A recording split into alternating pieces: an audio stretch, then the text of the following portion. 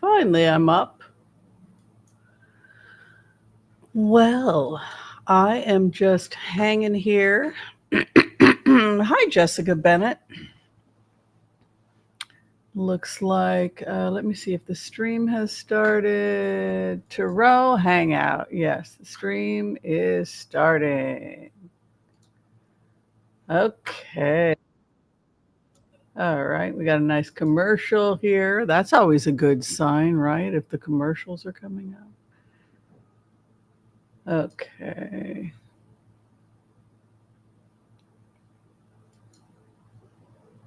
Well, I'm back. I'm back in the States, and I'm feeling much better after having my very first bout.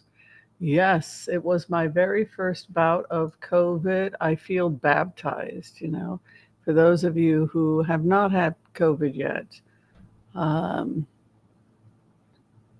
It's a very angry virus. That's the best way for me to describe it. It's a very, very angry virus that seems to help you channel angry divine beings. That's, boy, do I have a busy day today, but I thought I would come and hang out with you guys anyway. How is everybody?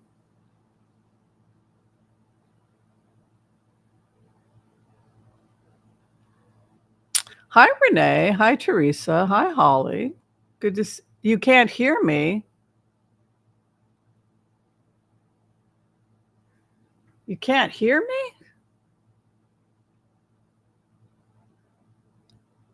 Hearing is good. Oh, hold on. Who cannot hear me? Oh, Holly, it was on your end. Oh, your card got hacked. I'm sorry. Wow. Excuse me. Still getting over the COVID cough. So, I am committed to being outside the United States every 2 months. Think about that.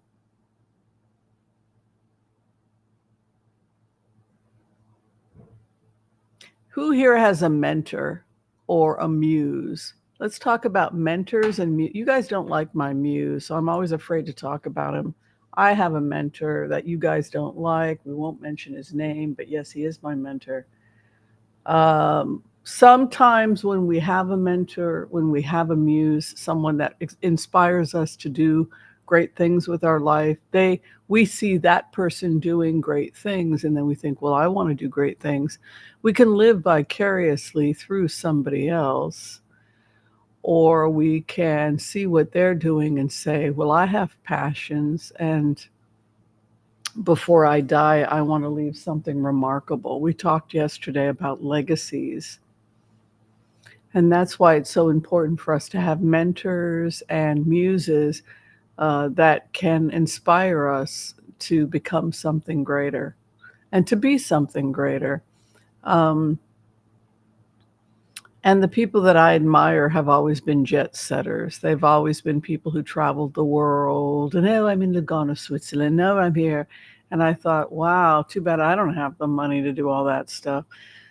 So I made the decision a long time ago to live frugally. I have a rent-controlled studio, and I live really below my means. And that way, I'm going to grab some water. Is that okay with you guys? I'm able to fulfill that dream of being outside the United States. I travel the Earth's circumference 4 times a year. That is the commitment. I was in Japan twice last year, plus Israel. I know. It was rough. Yeah, Mexico twice. I think I popped over to Canada, and I was also in Los Angeles. Yeah. And the year before that, it was Iceland, Portugal, and Mexico, and I think one other place. So it's an intense commitment to make for yourself, but if you're like me and you want to travel the world, it's worth it. Get some water.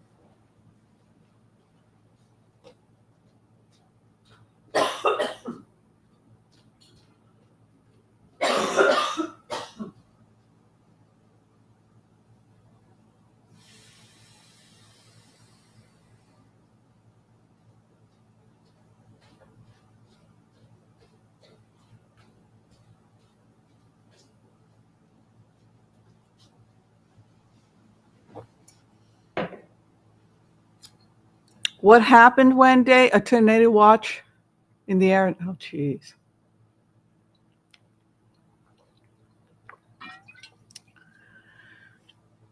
Yummy.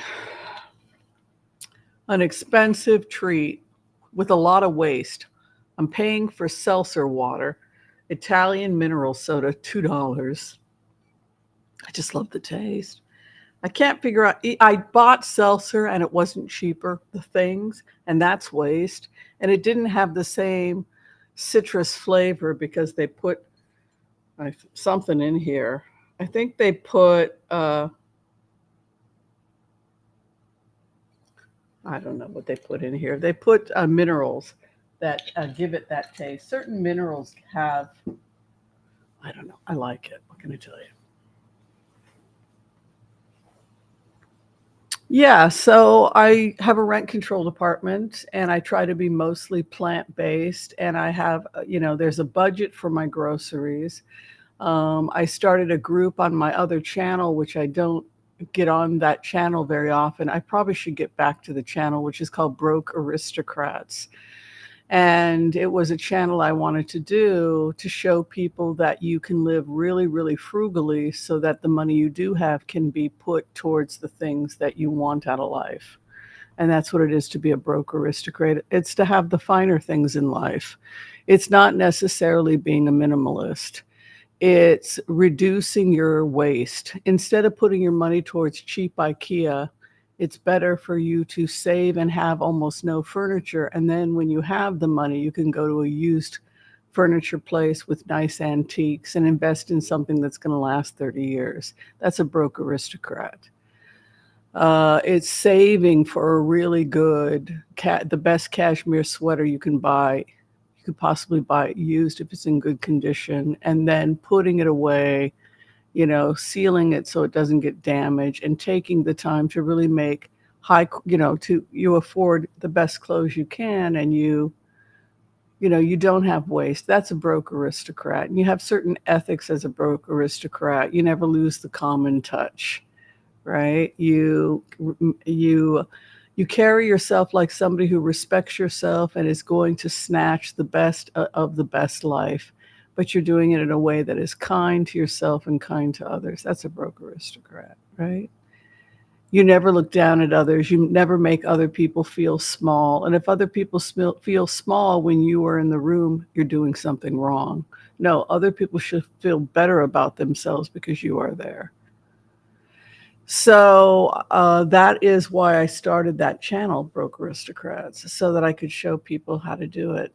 But yeah, so I'm 10 days in Stockholm, and that's with breakfast and happy hour food, right? So how much do you think that is going to spend all around? That's $2,200. $2,200 for 10 days in Stockholm with breakfast and happy hour included. Because I went with Best Western and I got 30 something percent off because I got it through Expedia. Now, the other thing is I had a coupon for $1,200, which knocked another $1,200 off that. So you're going to a 10-day vacation for $1,000. And then I try to have my budget down to where I only spend about $20 a day. I just got back from Japan with my friend Frances, and she travels. She's even more frugal than I am. But we had a couple really great lunches. And most of our time was spent just walking and seeing the sights. Also, lunch is a great way to go and try out some foods you like to try. If you are when I was in Portugal, I got to try some grilled sardines, some very nice stuff, because I went for lunch, which is going to be half the price, and it's the same menu. And I usually don't go out at dark anyway because I tend to be overly cautious when I'm traveling. So I'm usually back in my hotel by 8, 9 o'clock at night. And they have usually 9 times out of 10, they've got a happy hour. So you show up. I don't drink alcohol usually. I might share a beer with my friend Frances. We shared like one beer. And they had all kinds of food at the Roken. I mean, they just put out like a stew They put out they put out they put out a vegetable stew that had noodles, boiled eggs, and fish balls in it. That's pretty damn substantial. And they put it out from 3 to 5 p.m. I mean, these were noodle soup with fish ball and a nice boiled egg. And they also had snacks and ice cream. Come on, man. How much food do you need? So Frances and I, we were having bowls of that, and we were eating the crackers and cookies, and then dinner would come around, ding dong, at 5 o'clock, happy hour would end, and in another hour, ding dong, dinner's ready. Come on, I can't eat all that. But they also had snacks you could purchase at the Roken, potato chips. So what we did is we bought a couple of snacks. So we had the free breakfast, we had the free happy hour. We would treat ourselves to lunch in the marketplace, and which was $10 each. And then we would come back. We'd have a happy hour. Then we would buy snacks for the evening, and then we would go to sleep. We literally couldn't eat more than that. I think one time Frances went to dinner because she wanted to have that experience. She spent $15, all you can eat. So I do think that people really don't realize just how cheap it is to travel the world if you're organized. Yeah, even if you only put $100 a month away, in a year that's $1,200. That's enough for a week in Mexico if that's what you want to do, right? You can get Expedia packages where they'll give you 30, 40, 50% off the hotel. I go with Expedia. I find as a broke aristocrat that I get the best deals on Expedia, and I'm very happy with the service. And it's a pain when I got my voucher redeemed, like KLM, excuse me, KLM owed me $1,100. That was how I was able to do the Sweden trip. Then, in addition to that, you have different cards that give you miles. Figure out what routes you're going to be traveling the most of. Get those cards. Fly off season and fly midweek. If you want to stay in a fancy hotel, don't stay on the weekends. Stay on a Monday or a Tuesday. And then on the weekends, you rough it by going to a capsule hotel for $25, $45 a night, depending on which country you're in. Most expensive capsules I've ever found is Edinburgh, Scotland. Excuse me. Edinburgh, Scotland is a fortune. I'm only going to stay in Edinburgh for 3 days because it's so expensive. The round trip ticket's $200, but if I add the hotel, it's $1,200. It's like, come on, this is ridiculous. I mean, put me in a cheap hotel. Cheap hotel is $200 a night in Edinburgh. I couldn't believe the prices. I thought, well, this sucks. I'm going to have to find a cheaper place. I might break down and go on antibiotics. I'm worried I have a second infection. You know, you can get second infections after COVID.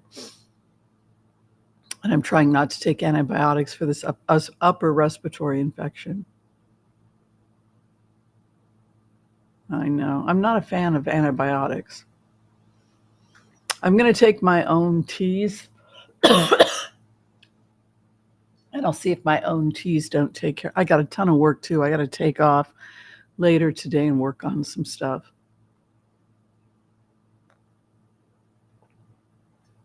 Oh, garbanzo and spinach soup. Okay, I will promise you guys to go back and do Broke Aristocrats just because I know my mentor, who you call Voldemort, I know that he would be terribly disappointed if I didn't do Broke Aristocrat. I'm not even going to tell you his name because you guys hate him. All right, let's do. Some of you know who my mentor is. All right. Don't have to like everything our mentors do. Right. Let's do the empath's prayer. Okay. I want to call on white light protection for myself and this community as we ask permission from Spirit to access the Akashic records. We call on our spirit guides and our good angels to be with us. Please give us the clarity and the wisdom that is needed to empower all of us on our journeys to make the best decisions for ourselves, our families, the planet, the people we love, but also to help those that we may have strife with. And together, collectively, as a community, we say, Amen. Wow, there's so much going on in the world right now, isn't there? You know, there's so much that we can. I don't hate him. I just think he lacks empathy. That is so not true, Holly. He's the most compassionate person I've ever met. He's just misguided. He's misguided. He believe it or not, compassionate, good people can be misguided. You know, he has profound capacity to love, but he's misguided. You're right. He is misguided.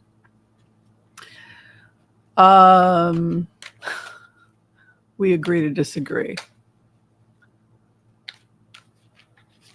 What was I going to say about what's going on? The NATO conference, I'm very excited about that. I'm very happy to see NATO's recommitment to Ukraine. You're sorry you tuned in, or you're sorry you're late? Hi, Kathy. We're just getting started.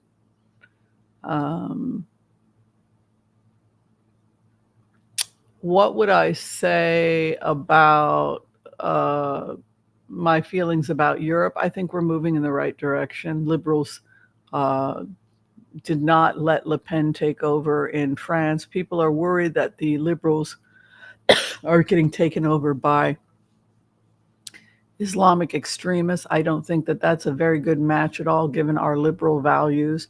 We are not aligned with the values of Muslim extremists. So I'm a little baffled as to why Muslim extremists would be joining the liberals in France, since we have nothing in common. But there is a concern about that bizarre alliance in France. But I think most of us left and center are not as stupid as certain people would like to think we are.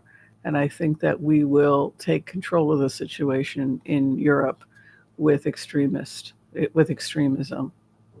Yeah, without having to fall to fascism. It's okay to want your citizens, if they're coming to your country, to take a loyalty pledge. That's not a right-wing concept. If anything, that's a liberal concept. If you look at immigration at the turn of the century, it was the liberals that said, look, if a person is loyal to the United States, it didn't matter that they were coming from Russia and they were Bolsheviks. They had to be let in because they supported the United States, because that was used to block immigration of Bolsheviks and Jews at the turn of the century. So the leftists were the ones saying, no, if they're loyal, if they're not out, if they're giving a loyalty pledge, and if they're with us and not against us. But the problem is that a lot of people started entering Europe without the loyalty pledge, and then it started being marketed as a right-wing concept. No, it isn't. I mean, it's okay to be patriotic and love your country and not want it to fall to values that you have a problem with. That's not in conflict with liberal values. Quite the opposite. We want to preserve liberal. I don't know what the hell has happened to the planet. And people have just become unbelievably confused. You know, remember when we did the remote also, where we said that the liberals were going to take over in Britain, and people said I was crazy and that there wasn't going to be an election in the cards, and the remote said, yes, there's going to be a special election, and the Tories are going to get eaten for breakfast. The Tories got eaten for breakfast. Why? Because for every action, there's a reaction of equal and greater force. And the people were upset about Brexit. They were upset about what happened with the economy. And now what's going to start coming out, which is not public information, about Kingston and all of the other richer and holier than thous, the people that were in bed with dirty Russian money. What was compromised in Britain in order for aristocrats who needed money? They were flushed for cash, right? They need to get the cash. They've got the titles and they don't want to lose the power. Maybe they've got some connection with the House of Lords. Maybe they've got all the titles in the world, but that doesn't mean they've got money. Most of those guys are underwater. They're underwater because they could not maintain their estates, etc. And so they became desperate. And desperate people do desperate things. And so what did the Tories do? What did the lords and ladies do? They didn't go to Jared. No, they went to Pooty. They went to Vlad and his dirty Russian banks. And then what did they do? They began to push for political changes in Britain that actually harmed the security of Britain because members of the royal family had been compromised. Michael of Kent. So this brings us to the mess that is Britain today. Can we say, as a community that's fairly educated, that Russia basically destroyed Britain, that Brexit was part of that, and that it was all about dismantling the power of the EU and NATO? Anyone want to talk about that? So we'll call it Britain shifting left.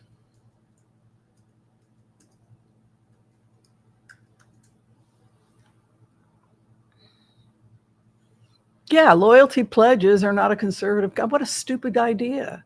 That it's a conservative concept. It's just absurd. We just aren't rational.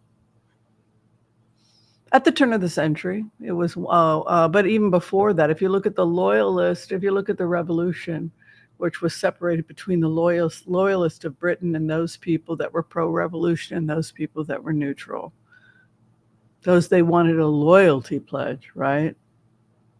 The loyalists were going to do that loyalty pledge towards Britain. So this is a very old concept. To say that it's a conservative concept, or to have the conservatives hijack our ethics, I just really think that's absolutely ridiculous, because what they're saying is that this is about Muslim extremists taking over, and that the liberals are going to open the door and we're not going to have loyalty pledges and we're going to let any psychopath. Well, come on, give me a freaking break.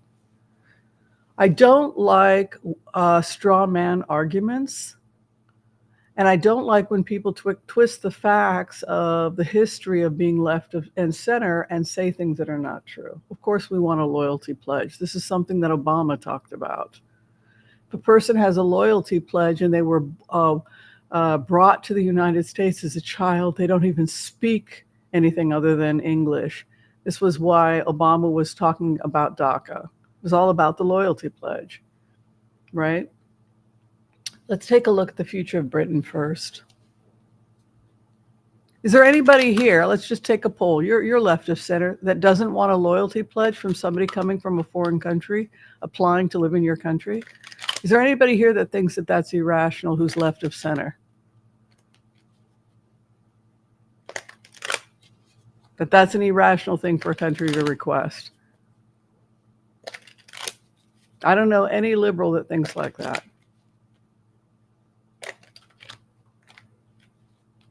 Zero evidence, zero proof. Exactly. So be aware that there are straw man arguments, but at the same time, don't let it become a tool for fascists to take over in these countries, because one of the healthiest things that France can do is maintain healthy immigration. Yeah. All those Nobel Peace Prizes coming from immigrants, right? Immigrants that come to the United States and from these countries. Why are immigrants making up the majority of these Nobel Prizes from these countries? Because freedom, being able to come to the West and study, gave these amazing people, they'd already fought so hard, it gave them what they needed to do remarkable things, right? So we don't want to block healthy immigration.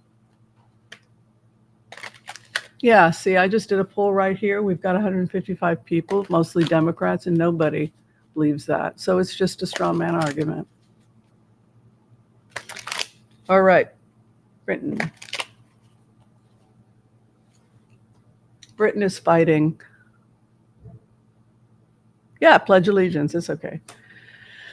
It was about God and separate, come on. It's just gaslighting. Listen, Britain is going to have more civil unrest, you guys. You got a Five of Wands in the 7th house, immediately conflict. People are very angry. They're very angry about the stinginess. The stinginess of, they see the British government as having been stingy. The opposition is an inverted Knight of Cups, the stingy lover, the cheap lover, withdraws his love. We don't. Here's one of the things that they could do to make your life a lot easier in Britain. Free subway tokens.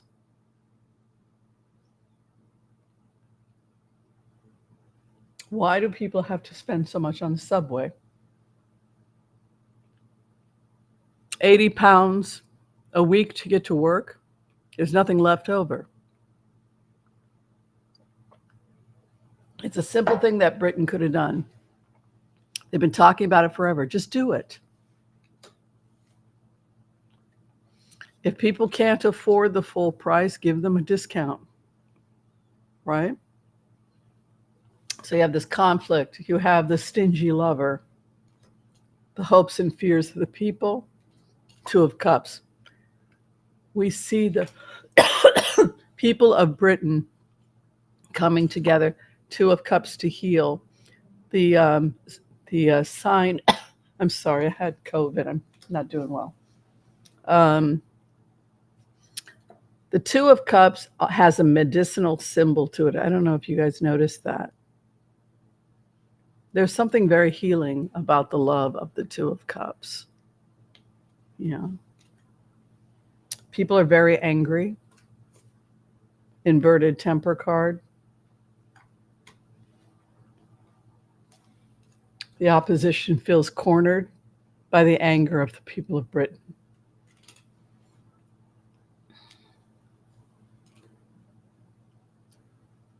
The courts are coming in.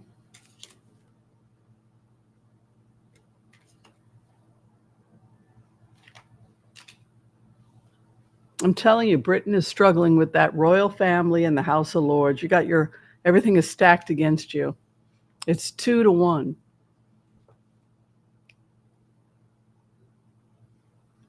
As long as they are emotionally attached to the people and systems that are harming them, it's going to be very hard for the people of Britain to improve their lives. Down with the crown, right? Princess Anne would say, "Hear, hear, down with the crown. By golly, you're right. Down with the crown. I say, go for it." You know, it's interesting. I was connecting with Princess Anne, and they were talking about her daughter getting more involved. What's her name? Sarah. What's her name? Sarah. What's her name? Sarah something? And I heard myself as Anne when I found out that my daughter was going to be doing more service. I heard myself saying to my brother Charles, well, what exactly does that look like? I mean, we're moving in the wrong direction here. You know, the purpose was to reduce, you know, you and I were supposed to shut this whole puppy down. You know, we were in it together to bring this whole thing down. Zara, yes. So I want to know, as Princess Anne, just what exactly are we talking about when you're talking about bringing my daughter Zara in here? That's what I really want to know. I'm concerned. I'm very concerned. about this moving in the wrong direction, because the whole purpose is for us to reduce. And now we're talking about bringing people in that have never been in, or, she was not a working royal. The whole purpose was to not give them titles, to phase this out. And let's take a look at the royal family. We haven't done that in a while. Yeah, that's how I felt as Anne. I don't want my daughter in the middle of this. I'm very concerned. Look what's happening with William and this one and that one and all the drama. I don't want my kid in the middle of that. What are you talking about exactly, Charles? For how long? What are you trying to get my daughter to do? It's a problem.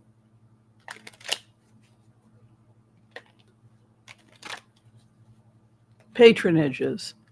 That's Charles' concern, that they're going to lose their patronages.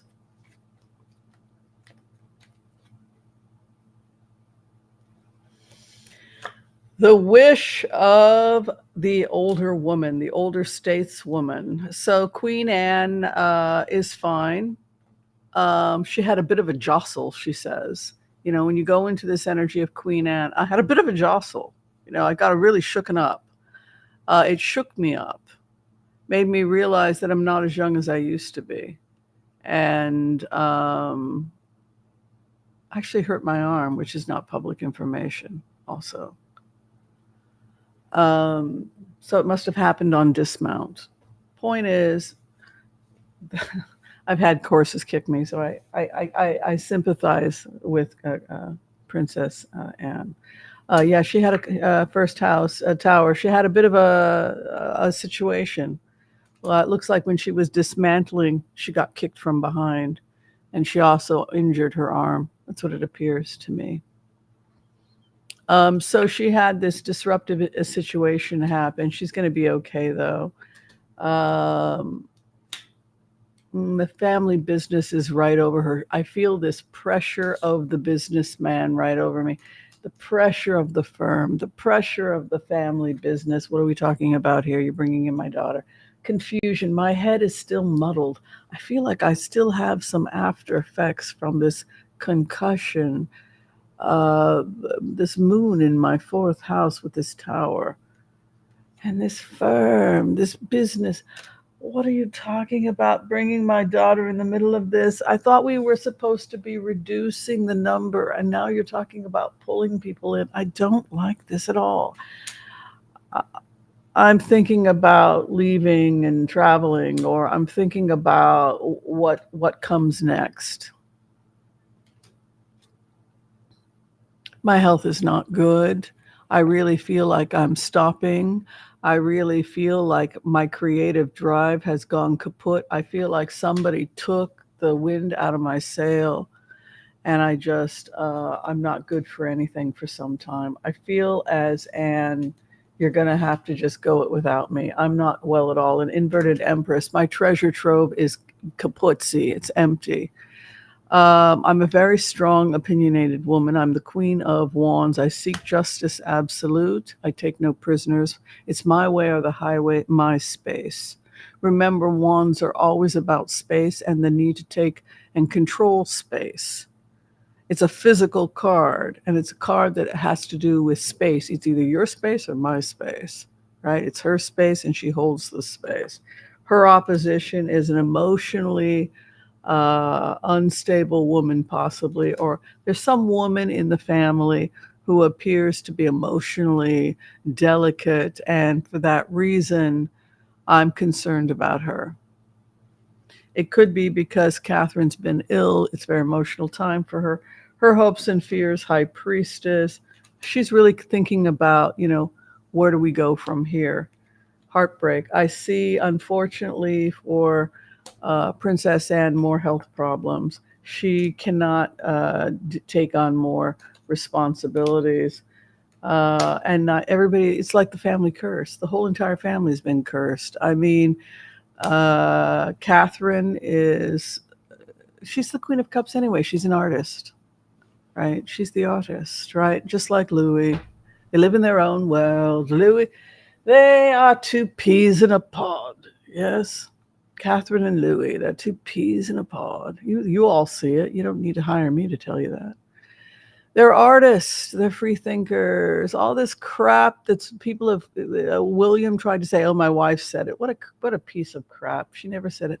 She never said any racist thing. She's a free thinking artist. She grew up in the Middle East. She loves everybody, and then she found Jesus. That's the other thing that broke up their marriage. She got really into Christian, but beautiful views of Christianity as, doing good and service to Christ. And so they've got that.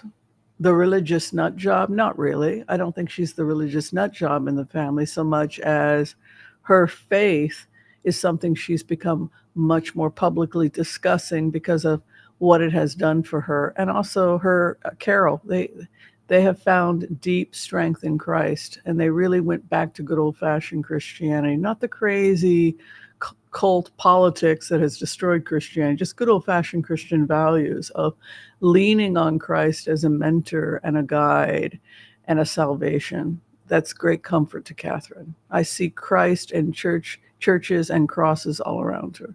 She is a woman of great faith. And so is Carol. Now, in terms of the family dynamic, though, people got in a bit of a pickle, like Kent, because of financial reasons. Page of Pentacles, people always inverted, loss of money. And then the woman of the cross, Catherine. I just love Catherine. I know not everyone speaks well of her, like Tissa tells, and they've all this BS about her. But I can tell you, as someone who has been with Catherine, she's a really remarkable, lovely woman. Which is what Megan has always said about her, that she's a remarkable, lovely woman.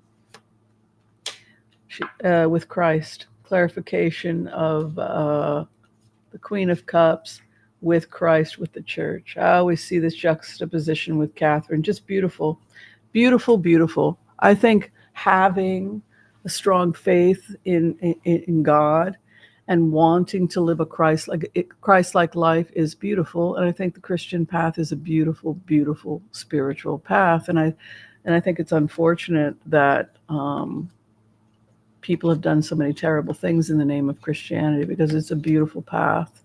And I think it strengthens Catherine every day, her faith. And I think that's great. I think she's a good person.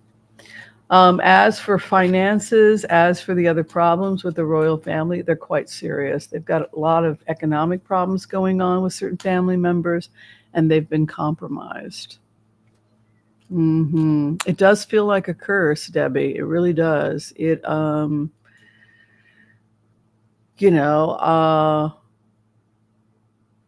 It's like what Charles said. My mother was the glue that held the family together. I mean, he just has to admit it. There's no replacement for his mother. She was the glue, right? Yes, Three of Swords is the outcome for Princess Anne. So I don't think that she will be coming back anytime soon, unfortunately. It really knocked the winds out of her sail. Looks like she was sliding off the horse, and the horse back kicked her and knocked her unconscious. And she also injured her left shoulder in the fall.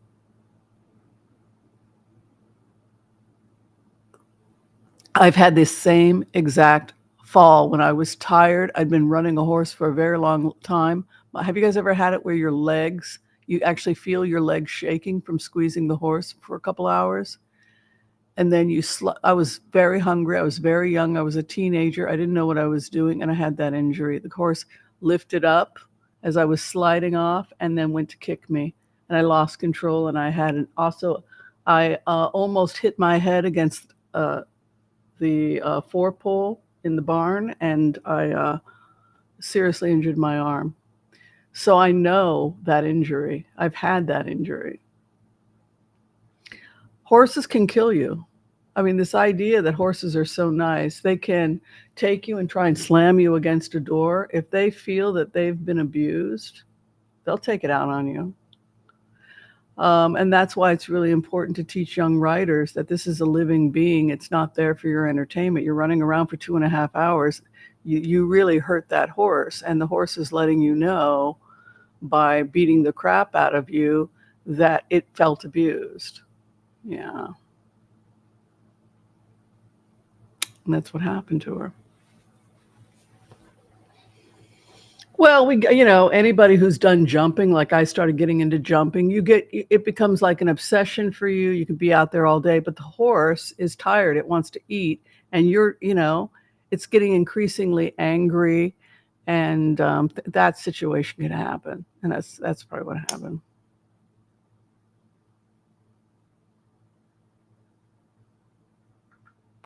You're my mentor and muse, silly rabbit. Just started meditating and woke up on accident. Thank God I found my tribe. Oh, welcome.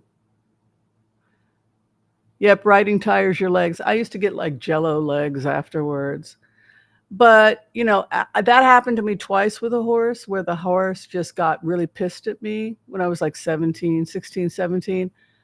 I broke your ribs. Was it the same one where they come up where they lift up like that and you slide off and then they try to bang you against a wall or something? And it's, whoa, I could have knocked my head.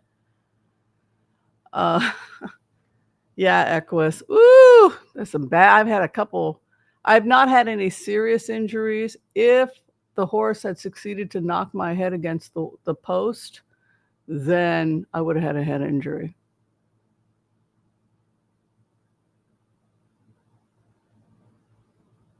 Yeah. Well, don't abuse, be considerate of the horse that you're riding. I mean, like I changed after that. After that, I would approach them and say, "Hi, thank you for the ride." I kind of like overcompensated, and that's bad too, because then the horse, if it's a spirited horse, then it's like, "Oh, I can play you, man." And then they would do that too. They would start running all over the place because I don't have to listen to you. I want to run. Ah, no. And then the person that training me to do the jumps would have to come in and say, "You're not controlling that horse." Well, yeah, because last time the horse was mad. So this time I got to be all nice and gentle. Well, you can't be all nice and gentle because this horse is a really spirited horse. So yeah, you can get into that too. I like those spirited horses though, man. I like horses that are beautiful, and yeah, it was a black beauty and it had a 1 star. I can't. What was that horse's name? Midnight. Everybody wanted to ride that horse, but he was like proud and yeah. All right. So, any other questions you guys have? Any other blitzes?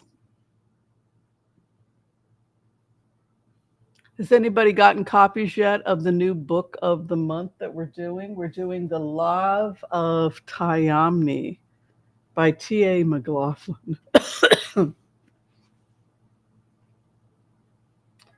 Love of Tyamni by T.A. McLaughlin. There's also a second book if you like her writing, The Judgment of Seth.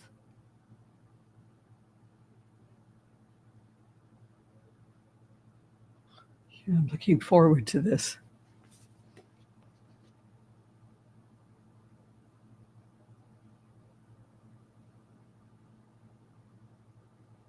Tayama is summoned to Luna Station. Ooh, I love this stuff. I'm going to enjoy this.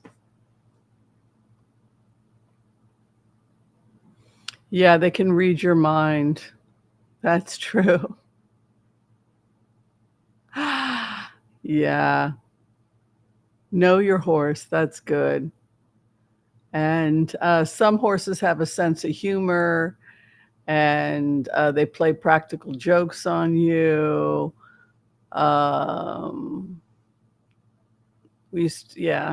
Spirit used to play practical jokes on us. That horse was, yeah. Come and nibble you, and then you turn around, hey, and then they run away really, really quickly and look back at you like you get the joke. Like those are the things that horses do that they consider funny. Like you're sitting talking to someone and you get a little nibble, like, what the hell? And then they run, like, chase me. Like that tells me that horses have a sense of humor. you think about it, you have to be pretty sophisticated to have a sense of humor, right? So horses, and they say horses aren't that intelligent, but the ability to interact like that with a human and to crack a joke and then to hide and run off and do those sorts of things, like with the experiences I've had with horses, tell me they're a lot more intuitive and intelligent than people realize.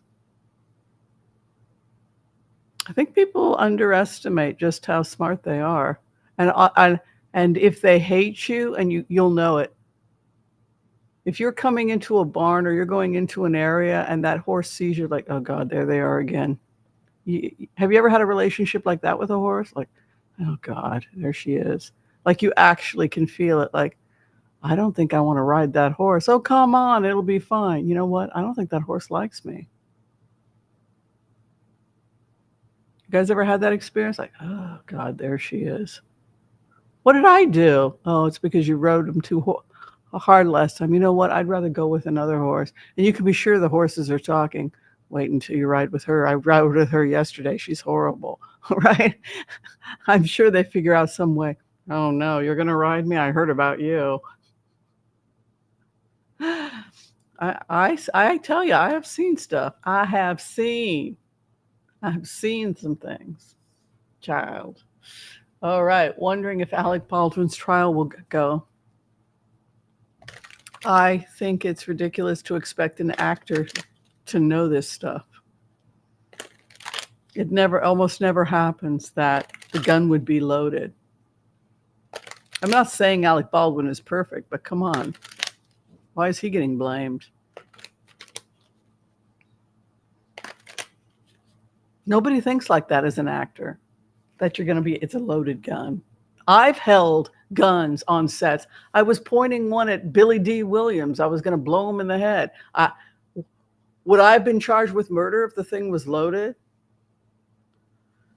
I used to be an extra. I used to have fun experiences. But I've had real guns in my hands pointed at people. So it's just something that you would never think of. The firearms expert gives it to you. Before the shoot, they'll say, fire in the hole, so that you don't squint before the sound. And we're doing pop, pop, right? Nobody thinks that one of them's going to have a real bullet in it. It's like the farthest thing from your mind. There was a conflict. The people that lost, the woman who died, are completely devastated. His entire world fell apart, Alec Baldwin. Sanity is coming. The judge is sane. There's a sane outcome. Let's see what the sane outcome is.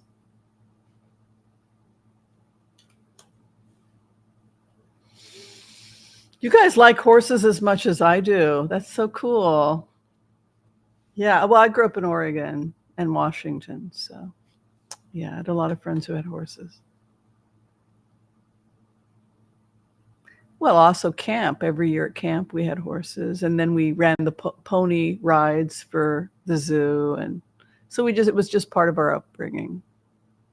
Yeah.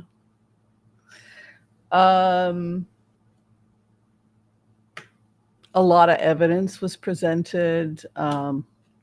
His opposition shows him mercy, 6 of Pentacles, and you can see justice, hopes and fears. Could be ready by August. 2 of Swords, the heart is closed over the judge. So the judge is not going to do something special just because Alec Baldwin is an actor. He's very stressed about this. Looks like there was a drug or alcohol problem on the set with the people that handled the firearms. And that's the real thing that happened. And that Alec Baldwin was unaware of the fact that there was drinking, drugs. He knew that they were a fun crowd, but he didn't think of them as an irresponsible crowd. He's completely devastated by what's happened. Look at this, drugs and alcohol over the people that did it. His hopes and fears that they will hang it up. The final outcome, the sun comes over him.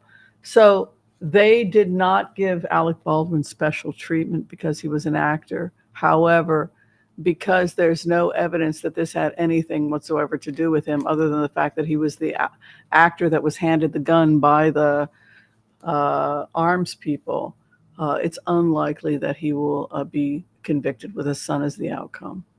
However, it is sad to see the devil over the people responsible. It shows irresponsible behavior and possibly drug or alcohol addiction with the devil card in 8th position.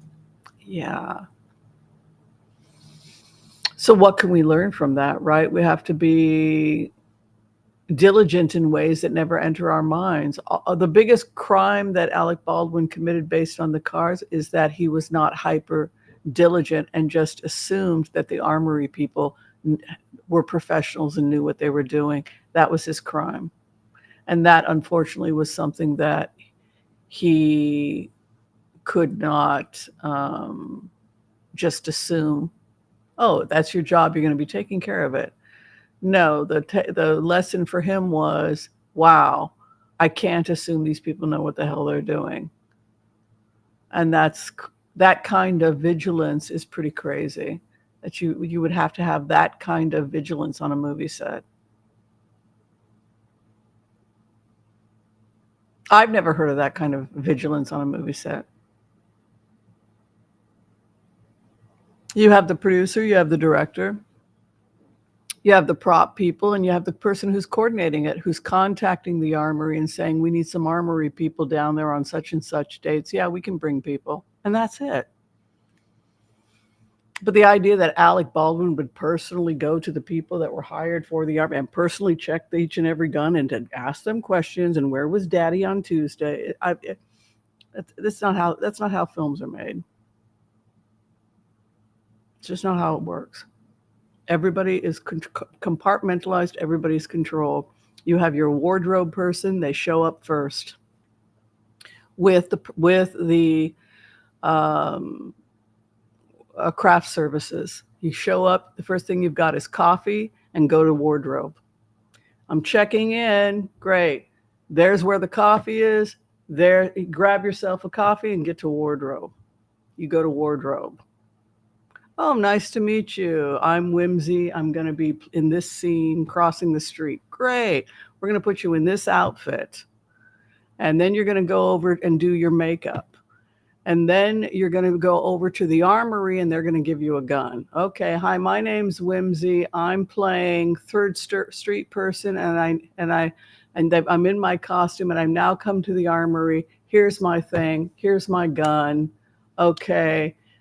Now go stand there. Okay, I'm standing here. Okay, you're third person in this scene. I need you to point at Alec Baldwin when we're going to say fire in the hole. At that, then you're going to come out, point at Alec. Okay, fire in the hole, come out. That's it. It's just everybody has their job. And then you go home, and then you have break, and then craft service, you have your lunch. So, yeah, I think it's a good sign that he got the emperor and the sun as his outcome. So sanity and fairness, but it's horrible. It's horrible that this woman is dead. The people that are responsible for it are the armory and the fact that there was drugs and alcohol and irresponsible behavior associated with the armory. Yeah, that's what it said. A lump on the leg. It depends on where the lump is on the leg, Paul. If it is some kind of an ingrown hair or infestation like that, it can be itchy and the dog can be chewing at it, or it can be an enlarged lymph node, like a sentient node, in which case it can be a mast cell cancer, carcinoma, which is very common in some breeds. But so if you find a lump on the leg and it's associated with the lymph system, you could be looking at an enlarged lymph node, mast cell cancer. If it's looking more like it's knotted up and it's more superficial, then it could be an ingrown hair, bite, or irritation. Hmm. That's just me talking as a doctor, not as a psychic. I'm a physician, but some conditions that dogs get are very similar to humans. Like when we can see an enlarged lymph node. Hmm. Maybe I've been watching The Godfather too much, but I'm afraid he humiliated Trump with his SNL appearance, and this is what happens instead of waking up with a decapitated horse. Oh, yeah. The whole idea that it was a mass conspiracy. No, it looked like it was just a bunch of irresponsible people in the armory. Maybe they were doing methamphetamines or some kind of drugs and alcohol and had been basically unprofessional from the very beginning. And maybe from what it looked like, Alec Baldwin had heard that they were real characters playing with the arms, and they're real characters over there. But it would, again, never enter your mind. I know because I've been on like at least 100 film sets, at least 100. I was an extra in Hollywood for years. I was a model, and I'm not bragging or anything like that. I'm just saying this was my life. It would never enter our minds. I met my ex-husband on the set of Dr. Quinn Medicine Woman. We were all running around. I was there for 8 days. We all had a gun. My husband had a gun. I had a gun. I was being chased by villagers, and they all had pitchforks and guns. I was playing a Swedish starving immigrant that was looking for a place to live. And the villagers didn't want foreigners, and so they were chasing us out. Unfortunately, I tripped and fell on the set, and I had villagers literally landing on top of me.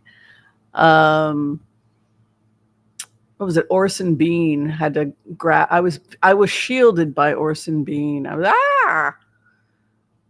He said, "Boy, we almost got you there." Yes. Well, I tripped on my dress. But they had Orson Bean was there with the pitchfork coming after me. Whoa! And then he tripped over me and had to rescue me.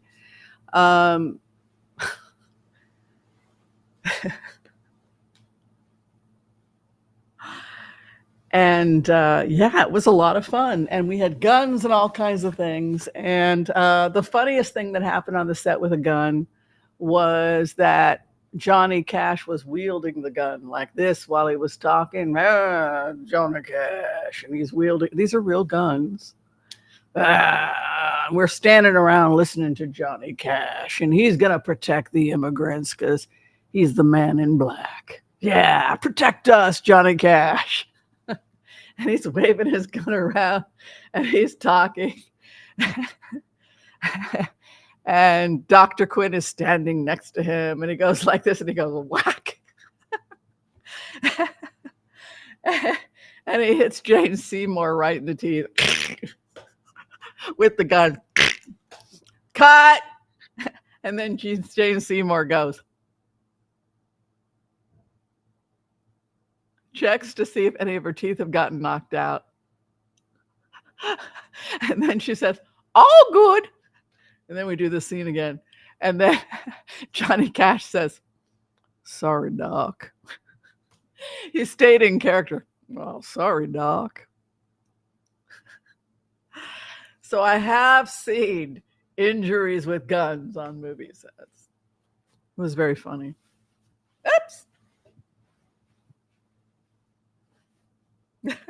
And then I had to point a gun at Billy D. Williams in that Playing for Time or whatever that movie was he did. Talk about a sexy man. Hubba hubba. He saw me trying to look tough with a gun. He started laughing at me. Come on, Whimsy. I'm going to get you, Billy D. Williams. I'll get you with my gun. I'm a plainclothes police officer. They had me dressed like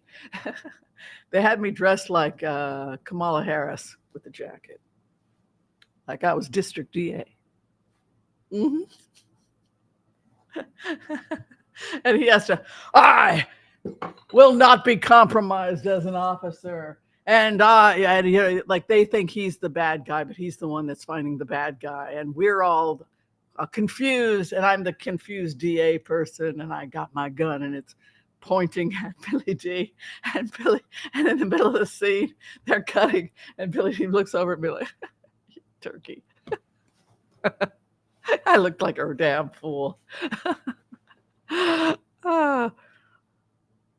It was a lot of fun. I had so much fun. Funnest set I was ever on was, I can't believe I'm telling you guys about this. Funnest set I was ever on as a Hollywood extra was Ed Wood with Johnny Depp was pretty powerful because I got to meet and talk with people and get advice as an actor. And it was a very close set. And I was able to like really get intimate with people and interact. But probably my funnest experience as an extra was Coneheads.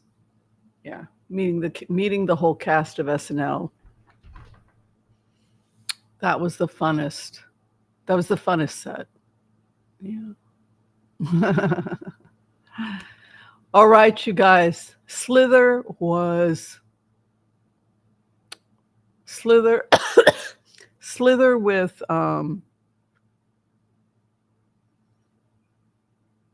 what's the actress? Billy Baldwin and Sharon Stone.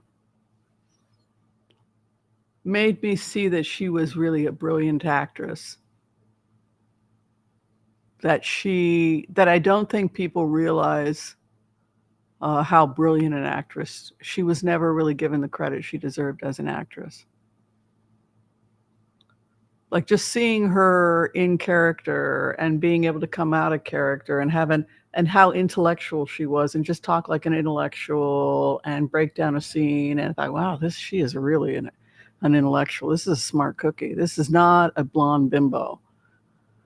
And then go right into, like, damn, is she a good actress? Yeah. All right, you guys, love and light. If you're trying to get in for a reading with me, check the information below. I am going to go back to my herbs. I also have to get some herbs out for people. All right, we'll see you guys next time. Be kind to all so that all will be kind to you too. All right, God bless.